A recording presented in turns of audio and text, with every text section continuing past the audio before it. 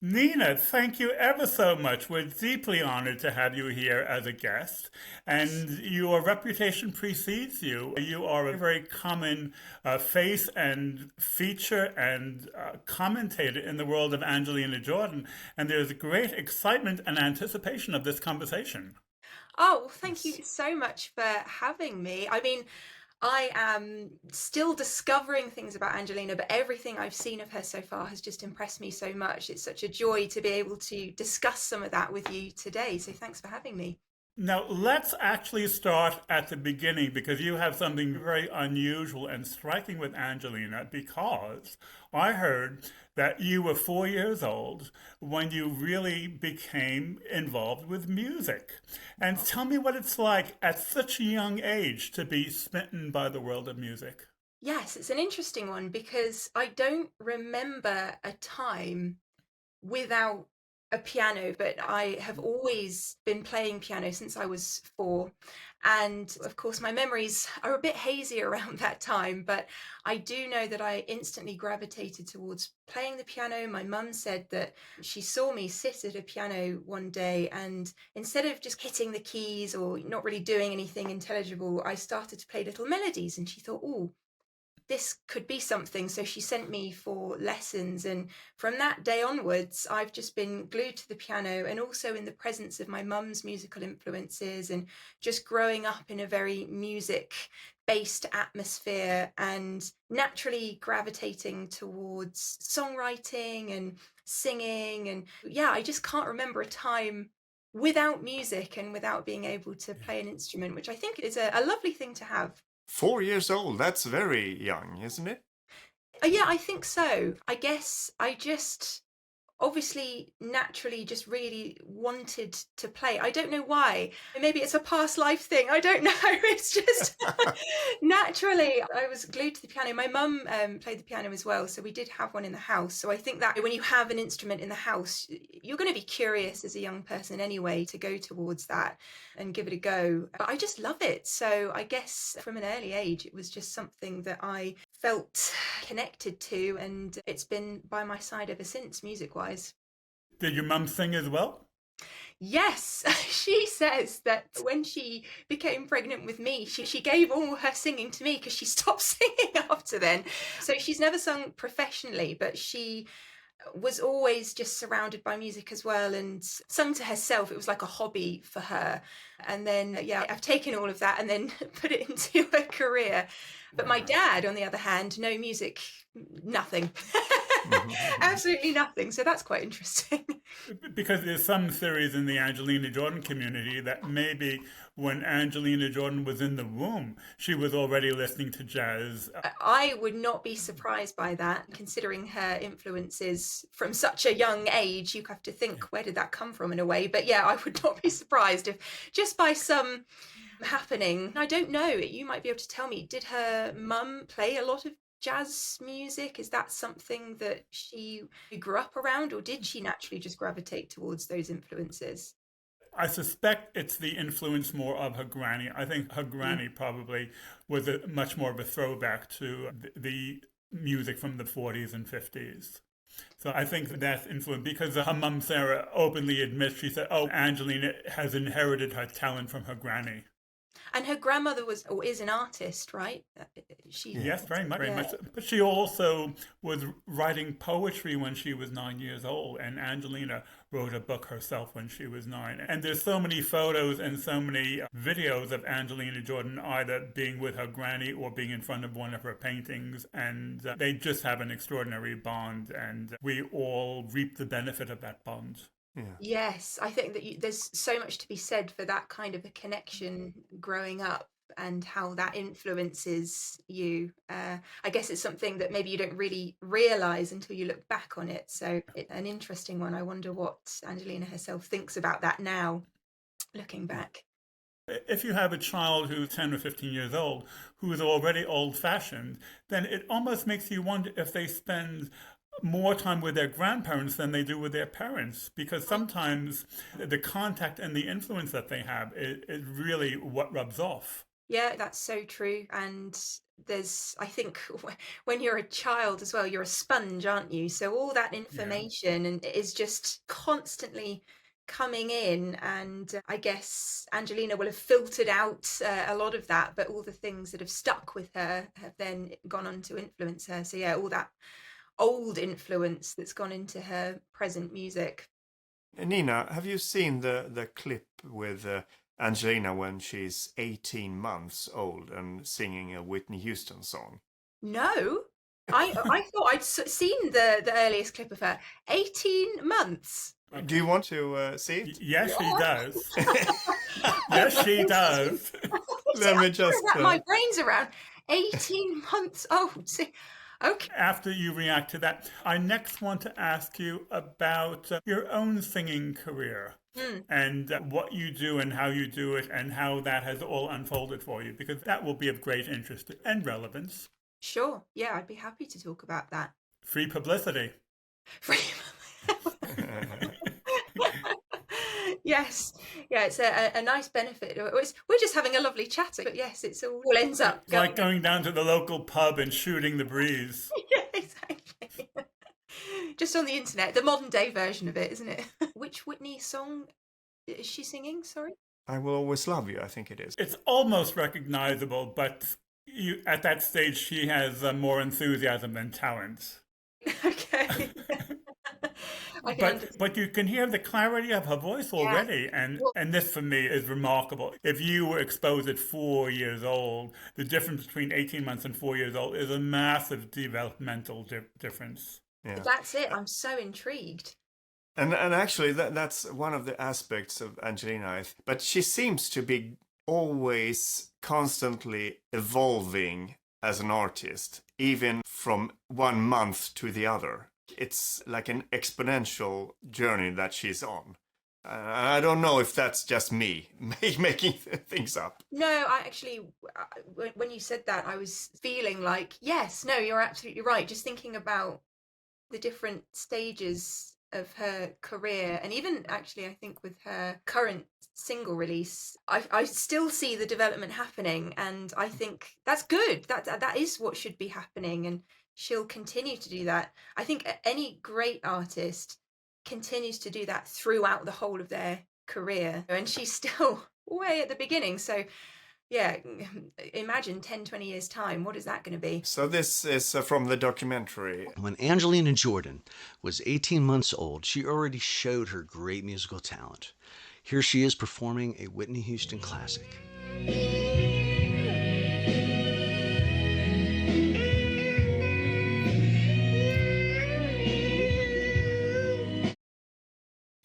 Can I just say, I didn't realize she'd have a microphone there as well. You know, mic technique is something that most singers don't really get into until a much later point in their careers or their development. I don't think I picked up a microphone properly until I was 14, maybe. So she's already got that as an extension of her singing at that point. I mean, that is that natural talent, that thing we were talking about earlier, that natural kind of magnetic pull towards music. That is what that is right there. Unbelievable. There's a magic moment for the Angelina Jordan fans, because when she's 7 years old and she's in Norway's Got Talent, and the sound man asks her, do you know how to use a microphone? And all of the Angelina Jordan community are nodding their head yes, and thinking the sound man has not done his homework to ask that question. Yeah, just needed to go back a cool 6 years to see what she was already doing. 6 years. No biggie. Yeah, that's crazy. Thank you for showing that to me, because I had no idea that it literally went back. Aren't we lucky that we have these clips? You don't often get that. And there's actually a much longer clip from that session where she sings.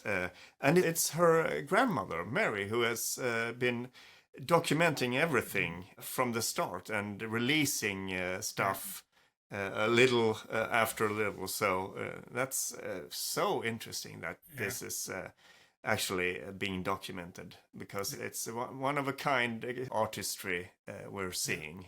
Yeah. Because most families, it's I love you so much, taste this is delicious, whereas with Angelina's family is I love you so much I'm going to video you. Yeah, yeah. Her grandmother's a media mogul, a social media mogul, and she doesn't even know that's the case. Obviously, she's picked up the camera to film her because her granddaughter is very talented, but I guess without really knowing that she's documenting such a incredible journey that it was just beginning at that point. But my goodness. So, Nina, let's talk more about yourself. You are a professional singer, and you were not available on weekends because you do gigs on weekends, right? I do. But yeah, my life is basically filled with music. If I'm not doing YouTube, then I will be songwriting. So I have a publisher who I write music for. And then if I'm not doing that, then I will be out performing. So I do different events and a lot of private events, but then I've also done lots of festivals and gigged my own music. And yeah, it's just basically living the stuff that I talk about on my channel, which I think is important for me, not just to be sat in my studio talking about music, but actually being out there and experiencing the music industry and doing lots of different things. And that kind of helps me to have an overall different approach, I think, analysing things. And what kind of music do you write and what kind of music do you sing? It's a big mix. I guess it all falls under the umbrella of pop music. I'm not doing too much out there stuff, but I have done trance music. So I've had a couple of trance releases which have done quite well, and that's featured stuff with other artists. And then for my label as well, I will write songs for my own artist project that end up being TV synced. So I've had a couple of songs in different Netflix shows and things like that. And then I try and write for the love of it as well, because I get sent briefs from my publisher, and you can be given all these limits. Make sure it's in this key, make sure it's this kind of vocal, make sure it's exactly like this. Here are the reference tracks, which is fantastic because I think it trains your brain to be able to write under pressure. And I think that's a really great skill as a writer. But I also never want to lose that passion for what I started writing for in the first place, which was just the love of it. Sitting down at my keyboard and just feeling like, oh, I really want to write a song because I feel inspired. Yeah, mainly pop music, but I do branch out into different things as well. Nina, I have two questions for you, and you can choose which of the two you answer. First one is, how are you with a cappella? And the second one is, how near are you to your piano? I'll turn my piano on. It's right here. I sing a cappella anyway quite a lot, but yeah, here are my keys. That's the famous piano with the capital N on it, correct? Yes, here is my N, which should light up, but I lost the batteries ages ago and I just haven't replaced them. But it does actually line up. Oh, light up all fancy, but yeah, not today. You are lighting us up so much we can't stand any more lights than what we see already. I've got all my studio lights on as well, so I'm being blinded here. Yeah, okay. I was being symbolic for change. Okay, Nina, so if you're near to the piano and if you have some willing fingertips, let us have a sample of either some singing or something that you wrote or something to give us a really deep feel of the direction that you go in. Putting me on the spot here, but let's see what we can do. I'm thinking of one of my older songs. I feel so alive with you by my side. You're the gold of my sun, you're second to none. Yeah, now we're moving mountains high. Time is on our side. Yeah, we're more alive, and we keep on burning bright beneath the mask of night. The colors of the world collide and make a paradise.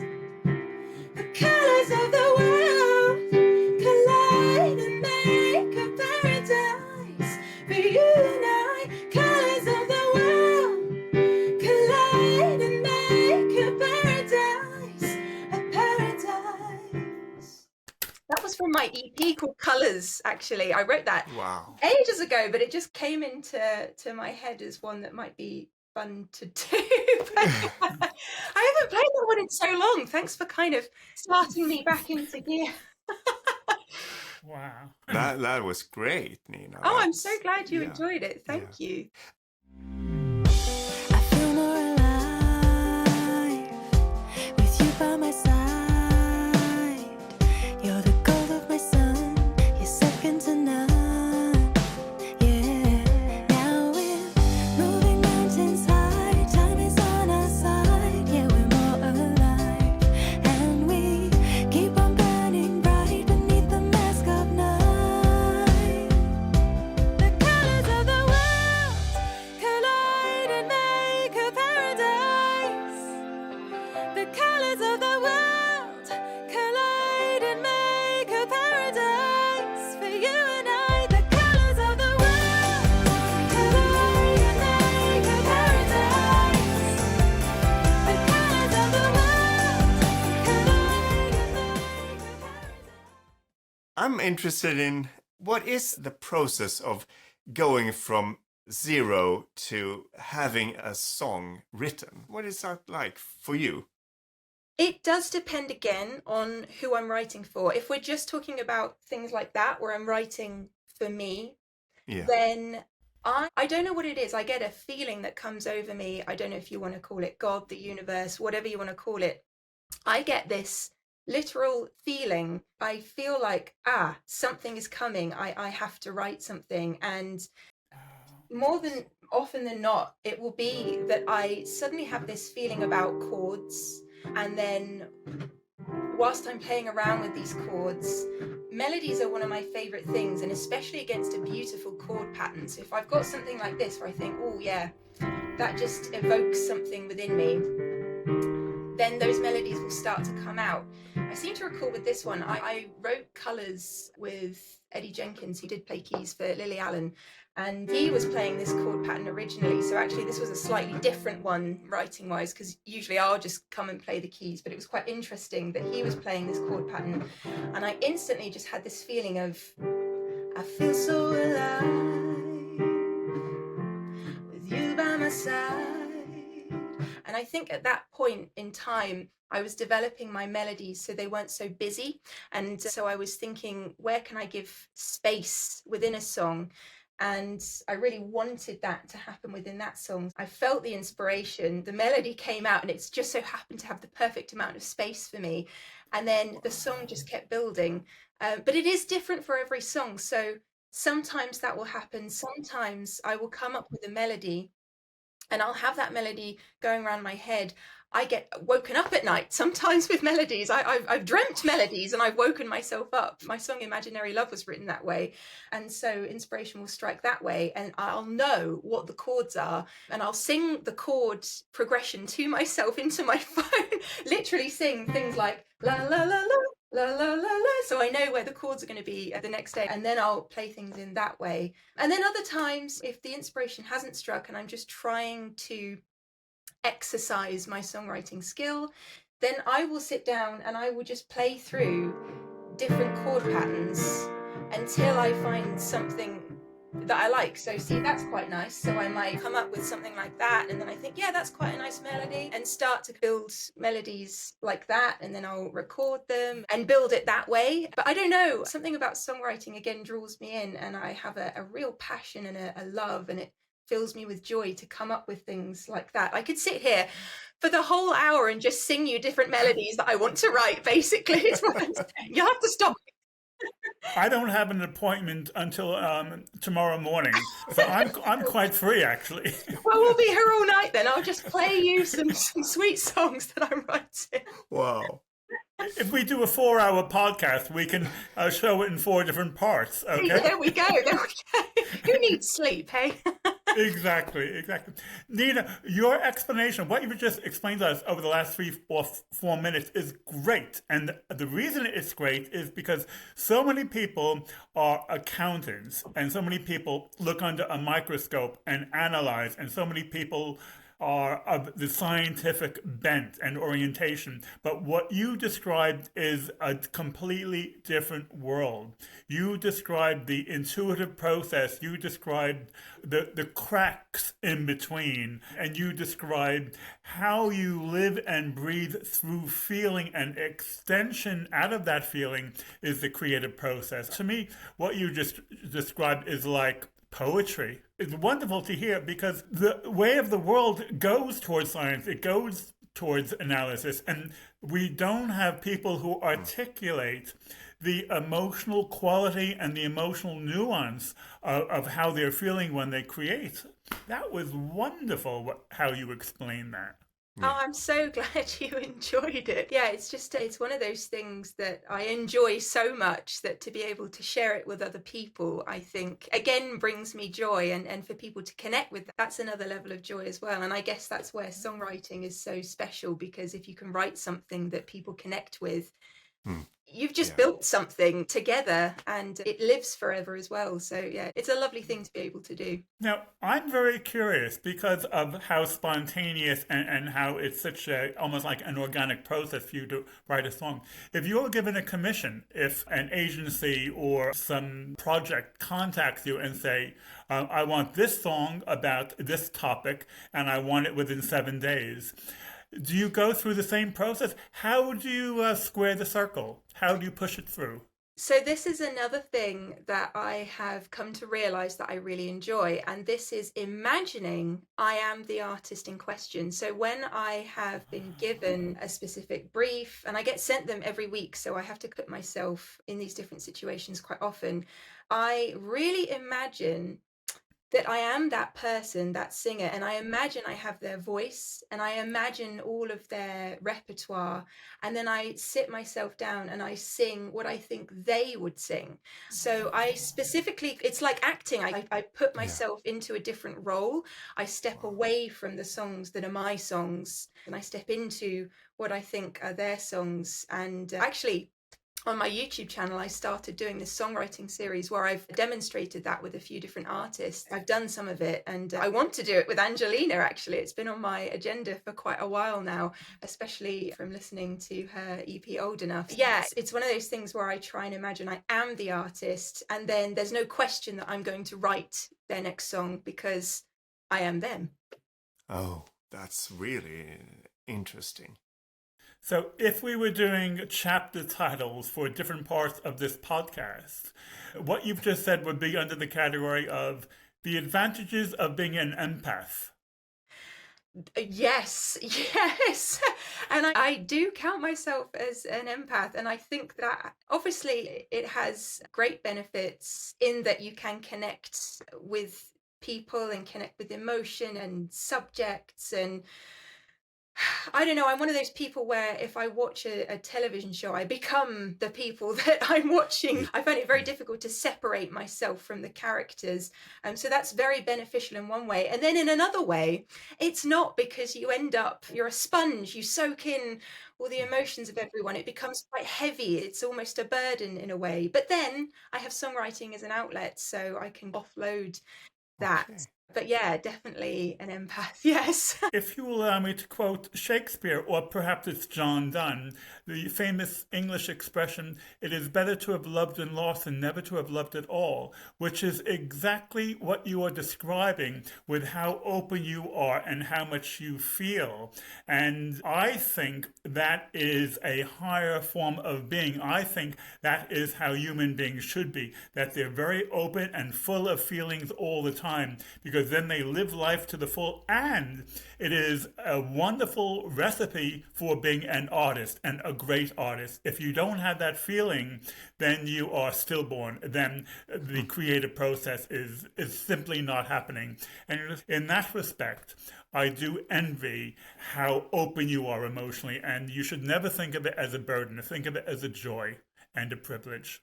Oh, thank you. Thank you for saying that. Yeah, I think sometimes when you write, and you write really personal things as well, it's like you're giving birth to a song, and it's very scary to put that out there. And you can question yourself, is this the right thing to do? Should I be putting this out there? But you've reminded me there, there's a song for everyone, and someone is going to connect and benefit from listening to your song, even if someone else doesn't. So yes, it is beneficial to give and to be open. That was my other question that I was interested in the creative process, is the lyrics. When do they come into the picture? Is that something that you have beforehand, or is it during the construction of the music, or how does that work? For me, it is often a two-pronged thing. I tend to come up with maybe a basic lyric whilst I'm drafting a song, but I refine it as I go on. And one thing that I've really learnt as my songwriting career has developed is to not be too precious about your original draft of something, because that doesn't mean it's the best thing, to step away and then come back to it. So with lyrics, with the song itself, I feel like my initial thing that I create is often the best thing. But with lyrics, and that doesn't necessarily mean I won't tidy things up, but with lyrics, I feel I can step away from them a bit and then come back to them. But I do try and write the lyric once I've got the chord and the melody. They say, I can't remember who says, but someone says that when you have your lyric, that's very important. So if you need to change somewhat of the melody to accommodate that lyric, then you should. So I'm aware of that as well. I used to be really precious about my songs, and I used to think, no, I'm not changing anything. It is what it is. But I really have come to learn as a songwriter that no, first of all, collaboration is great.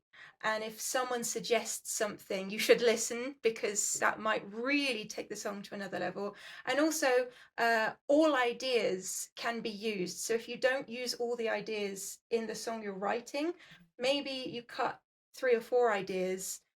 It doesn't mean they're lost forever. You can save them for another song. So it's all key part of it. But yeah, with lyrics, it is a form of poetry. And I do really enjoy when I find a lyric and it's maybe a slightly clever way of saying something that hasn't been said before, but it also means something. And I still like to connect with the lyrics, even if it's a song for someone else. You seem to be very fluent and fluid with the English language and your creativity. And if Angelina Jordan were to come along and say, oh, Nina, could you please write a song for me?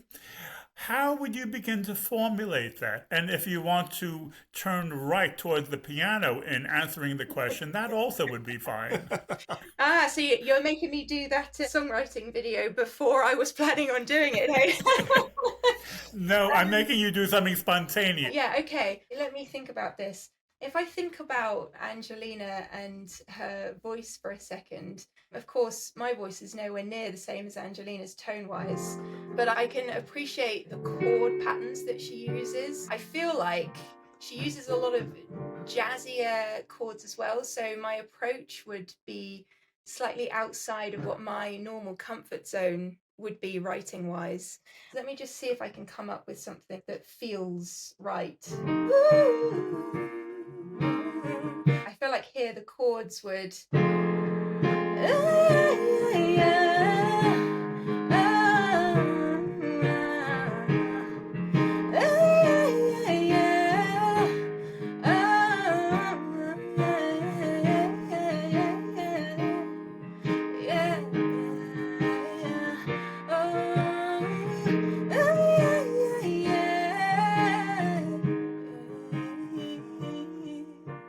I feel like I'm building something here, but it's not quite there yet. I want to add many a different chord change, which is something, again, if I'm sitting into an artist who isn't me, that I end up maybe having a cup of tea, going away and thinking, oh, actually, no, let me add in the G7 and this kind of thing.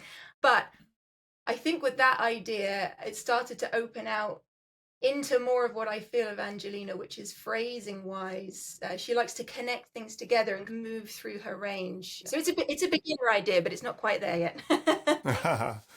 I feel like I'm a student in a cooking class and you are the Michelin chef and you are saying, Okay, at this point, you have to add the salt, not 2 minutes earlier and not 2 minutes later. And you're giving us a great idea of the creative process and how the timing is everything, and there's so much feeling involved. I'm going to taste the soup.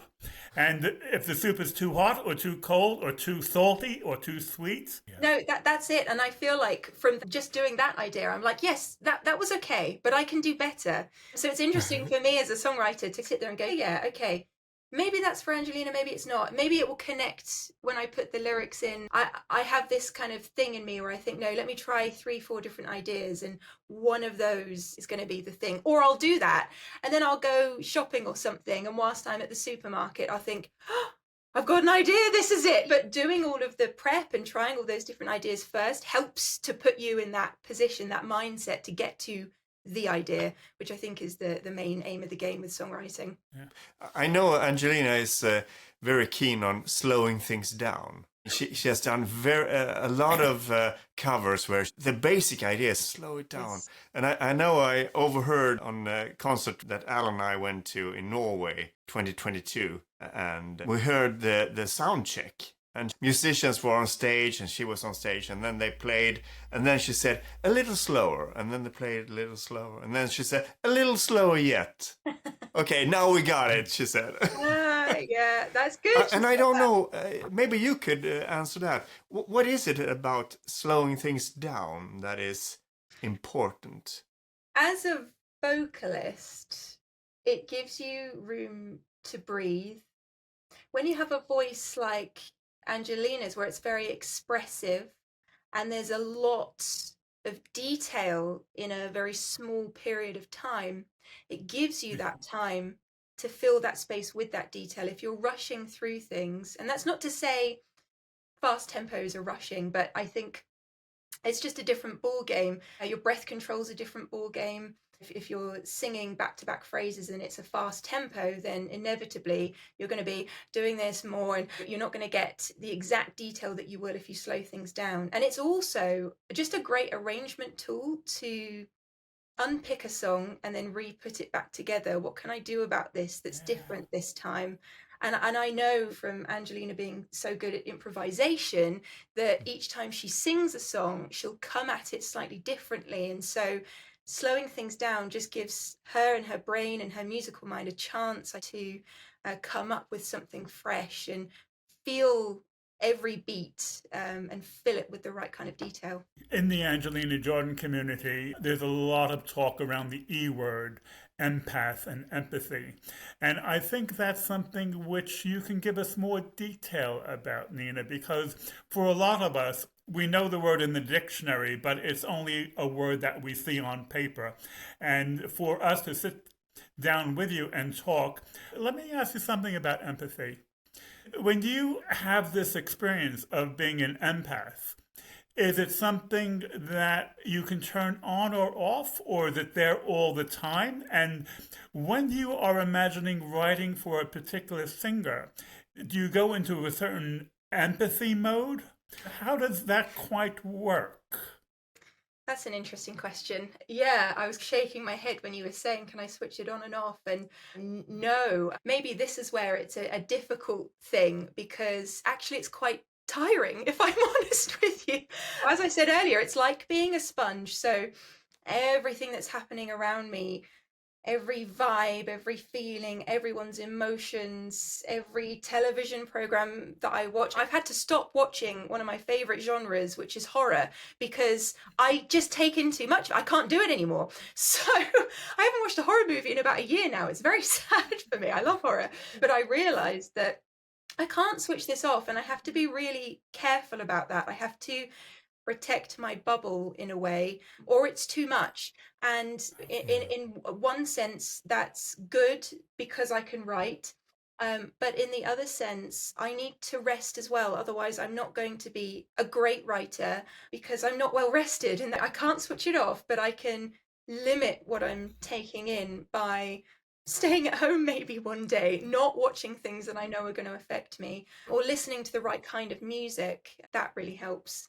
That's a really good answer. Yeah, good answer. And the thing is, your answer is actually very relevant to Angelina Jordan because the people who look at her community and her fans feel that the reason she is so unbelievably talented is the nature of her being an empath. And with you describing it like that, part of the reason why she is well protected is probably for many of the reasons of what you described just now with your own situation. And the longer she can stay protected, the more the concrete will dry and set and be firm, and the foundation will be more permanent. No, that makes a lot of sense, especially from some of the interview clips that I've seen from Angelina. Understanding heavy subjects from a young age, which are beyond her years. So, yeah, she's got to be an empath, right? She's got to be. Yeah. She also stated in one interview that she goes into another world when she's on stage. Yeah, I can understand that. It's a strange situation to be in when you're on stage because everyone there is absorbing what you're putting out into the arena, the room, whatever it is that you're playing in. And so I think maybe that's why a lot of artists have an alter ego as well, because to protect their own bubble, they go into a different space, a different kind of, it's a different them. In order to be able to do that and to have some kind of self-preservation whilst also giving over what an audience craves. So I can totally understand her saying that she's in a different world. It is a different world anyway. It's a really strange job, really, isn't it? If you think about it, it's a bizarre thing to do, but people have a calling for it. And we're so lucky that we then get to see these artists like Angelina performing.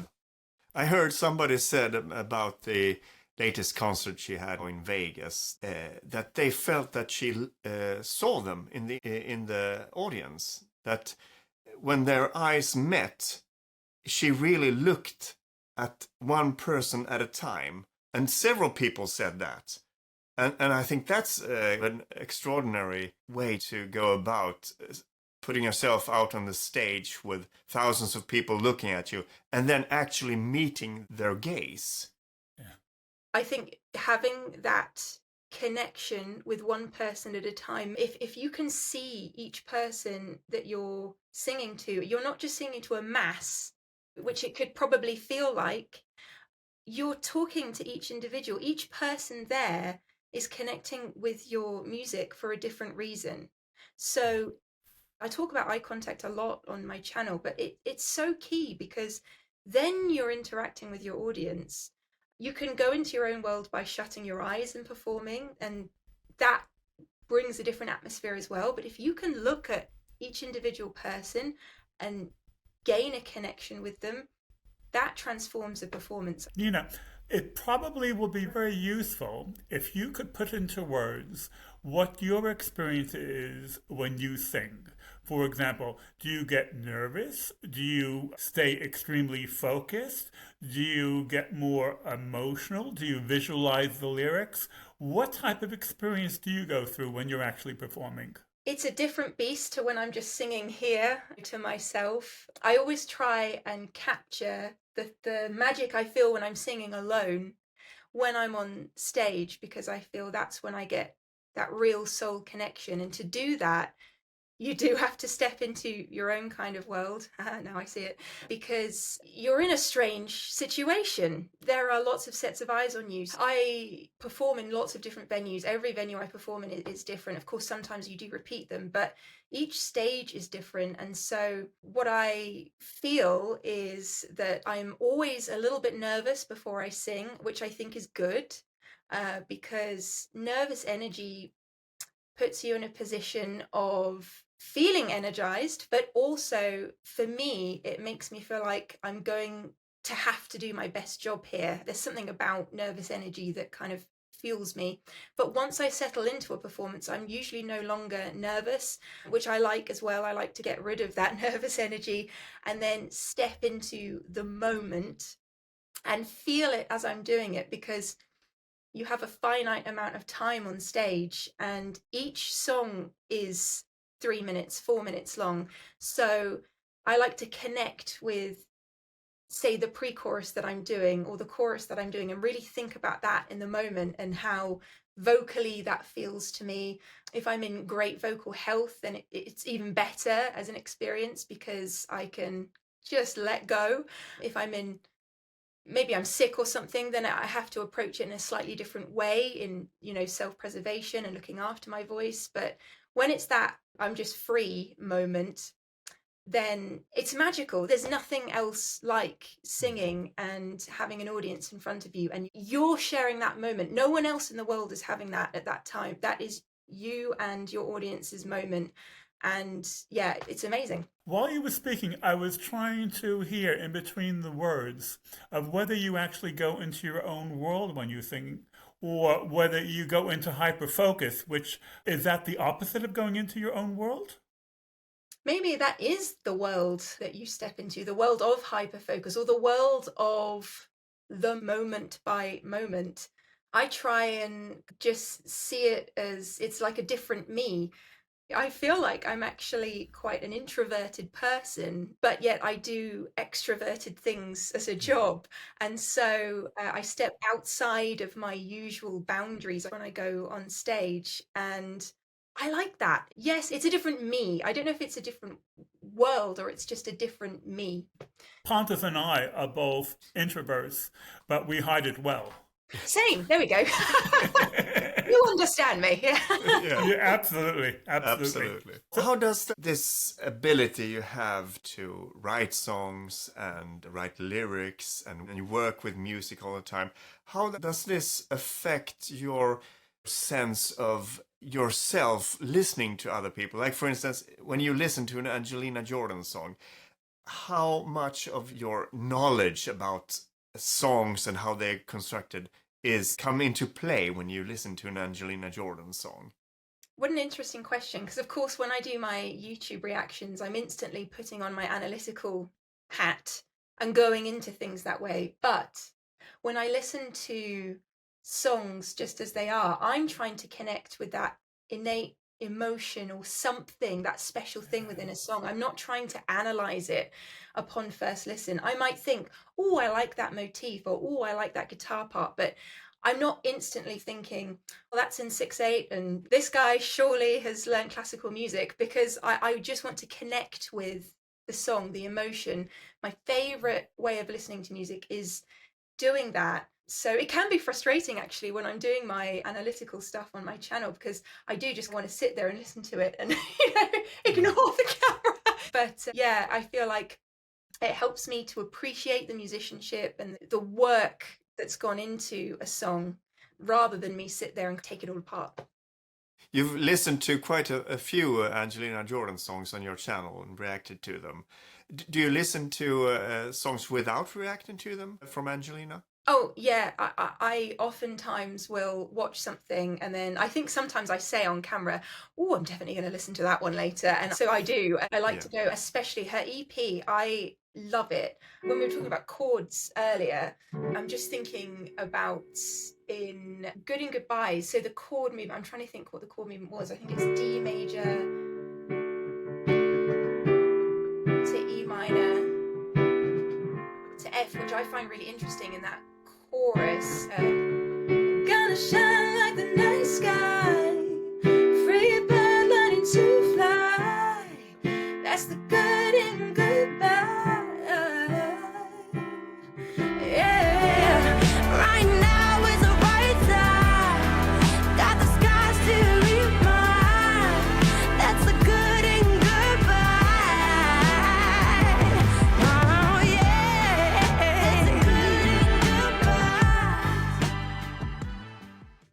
All those different chords are so interesting. That's my favorite song from the record, hence why I'm just launching in there.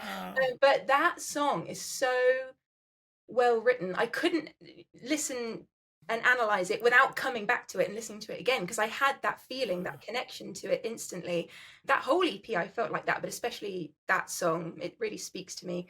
So yeah, I've loved listening to Angelina's music on my channel and away from my channel for sure. Nina, it's very interesting because her growth and her maturity and her improvement is exponential.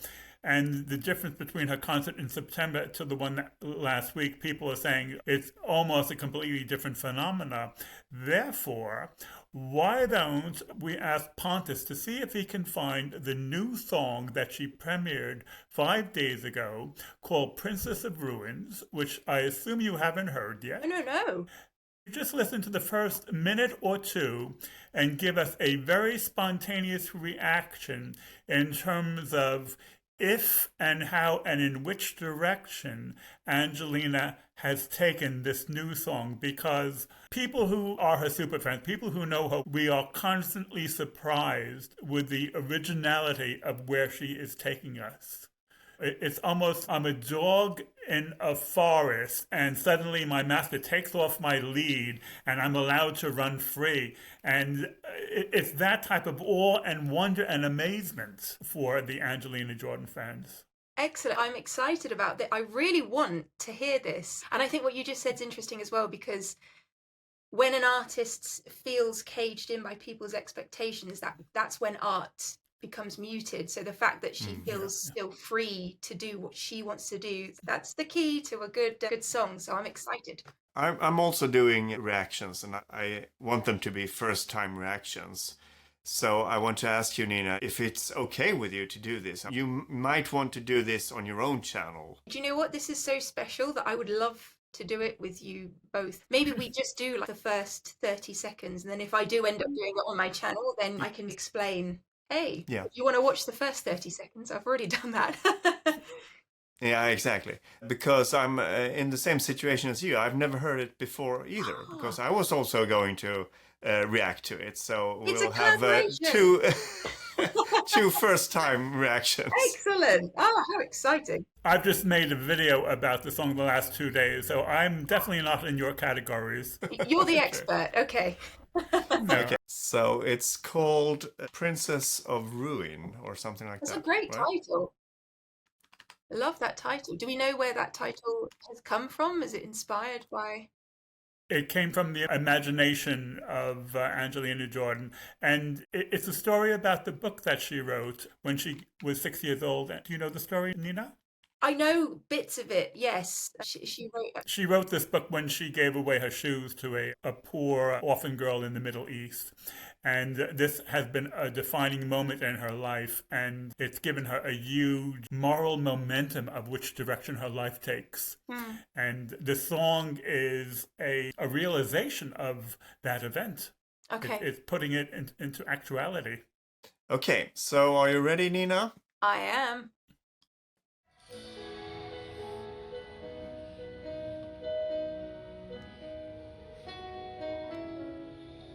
A heart of gold, the spirit in the soul. The people didn't care about her.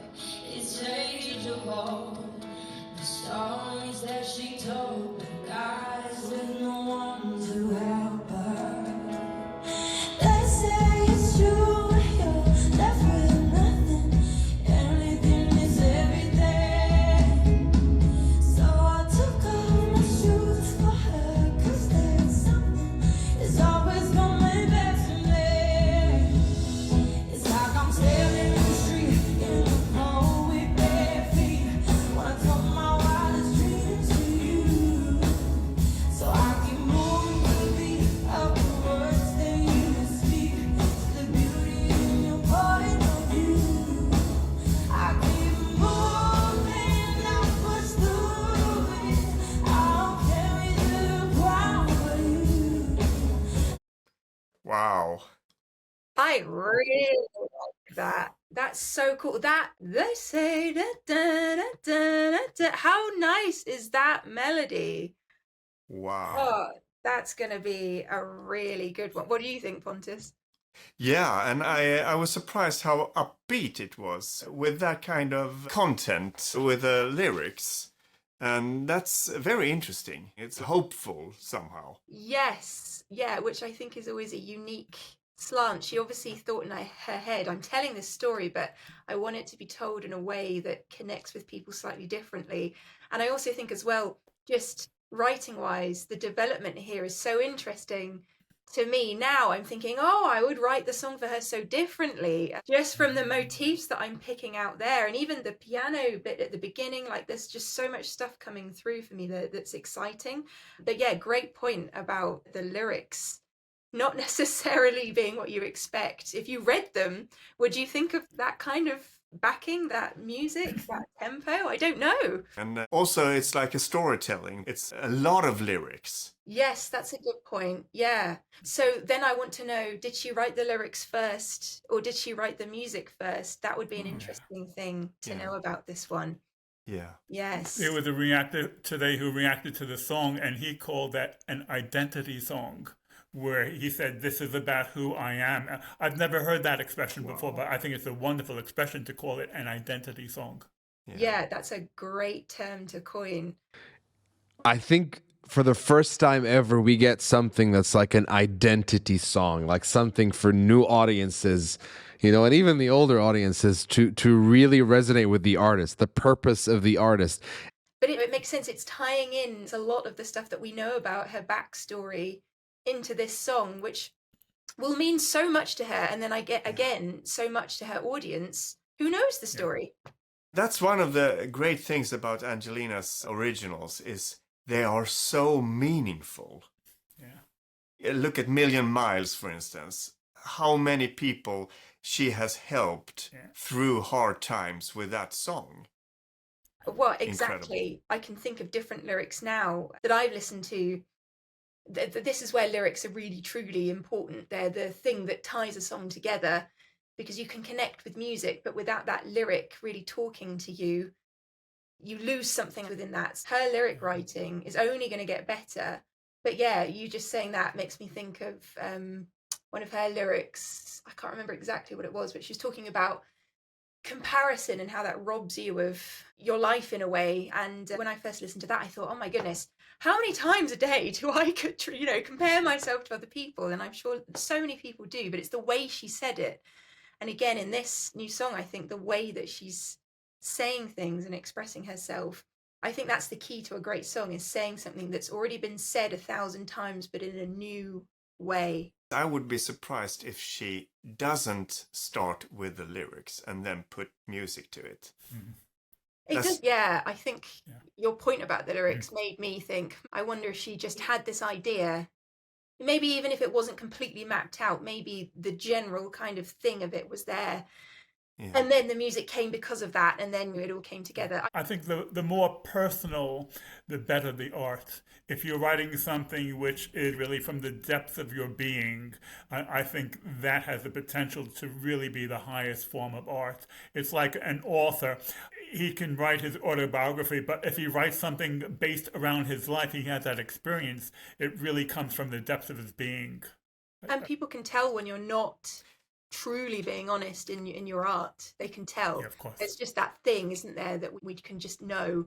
So because she's so good at being honest, and as we've said before, just like not letting other things influence that, we then benefit by getting that honesty within her songwriting and her lyrics especially.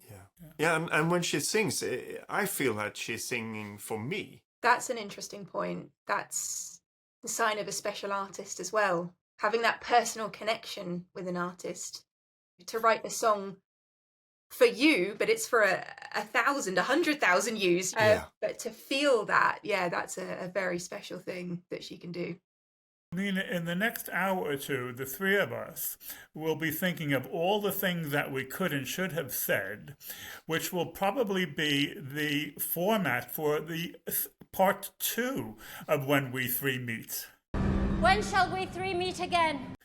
Yes, I know. I feel like we could talk for hours and hours. I didn't even know. I'm just looking at the time now and I'm thinking, oh my goodness, we have had fun, and that's what we set out to do. Yeah, absolutely. And we've been rolling like the river. That's it. It's been so much fun. Thank you for asking me such interesting questions as well. And it's just been such a pleasure to talk about songwriting especially. Yeah. So yeah, thank you for having me today. And if we should finish with one of your songs. at the end of this podcast, what would you like us to append Oh, here so at you're the going to end? put something in. Oh, good Yeah, why not? question. How about in the spirit of uplifting stuff, we put my song Thriving, which is all about breaking free from the shackles of things that you think you need to be and actually stepping into the driver's seat of your life. Great. Let's do that. Thank you. Thank you for having me. Yeah, Okay. It's been great fun, and you exceeded our expectations. As high as they were, you exceeded them. Yeah. Oh, thank you so much. It's been such a fun and interesting conversation. Such a pleasure. Okay. Thank you. Take care. Bye. Bye. Bye-bye. Bye. Choose your poison, no one leaves alive. Now I know that was your misguided alibi. You're alone. Yeah. Still young, but I'm old enough to know that your words are frozen, leaving iceberg with their impact. Still young, but I'm wise enough to question: do you love me or are you in love with aggression? Oh, been a passenger for too long. I know the control is in the driving. Oh, from the backseat facing head on. Eyes up now, 'cause I'm not just surviving, I'm thriving. Thriving. No, I'm not just surviving, I'm thriving. Thriving. No, I'm not just surviving. I lived off the fail of your mistake. Take the blame. You're scared 'cause I found strength in escape. You're insane. Yeah. Still young, but I'm wise enough to think straight. You speak a foreign language, I don't need to translate. Still young, but I'm no longer your princess. Watch as I rise up from the battle of my progress. Oh, been a passenger for too long. I know the control is in the driving. Oh, from the backseat facing head on. Eyes up now, 'cause I'm not just surviving, I'm thriving. Thriving. No, I'm not just surviving, I'm thriving. Thriving. No, I'm not just surviving, I'm thriving.